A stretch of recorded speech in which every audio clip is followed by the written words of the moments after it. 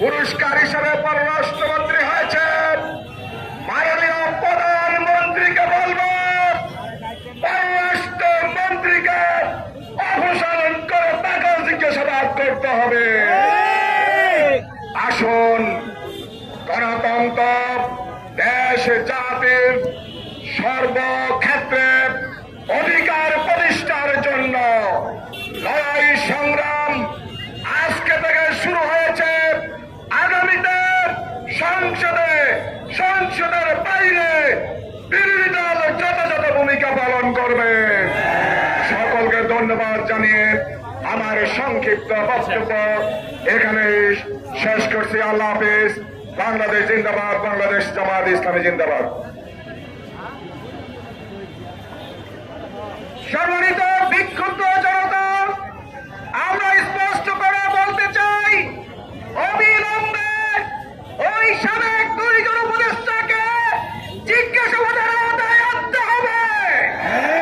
আর জিজ্ঞাসাবাদে election engineering এর তথ্য যদি সত্য প্রমাণিত হয়, তাহলে এই নির্বাচনকে বাতিল করে পুনরায় নির্বাচন দিতে হবে। সম্মানিত বিক্ষুব্ধ জনতা, আজকের এই বিক্ষোভ মিছিল পূর্ব সমাবেশে এ পর্যায়ে প্রধান অতিথির বক্তব্য পেশ করবেন বাংলাদেশ জামাত ইসলামীর সম্মানিত সেক্রেটারি জেনারেল সাবেক এমপি অধ্যাপক মিয়া গোলাম পরশ।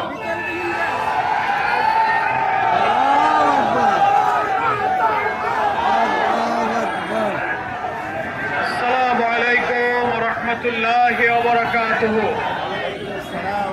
স্লোগানের ভেতরে আমার সালাম হারাই গেছে, আমি আরেকবার সালাম দিই। আসসালামু আলাইকুম ওয়া রাহমাতুল্লাহি ওয়া বারাকাতুহু। আলহামদুলিল্লাহ, আলহামদুলিল্লাহি রাব্বিল আলামিন। الصلاة والسلام على سيد المرسلين وعلى آله وصحابه أجمعين।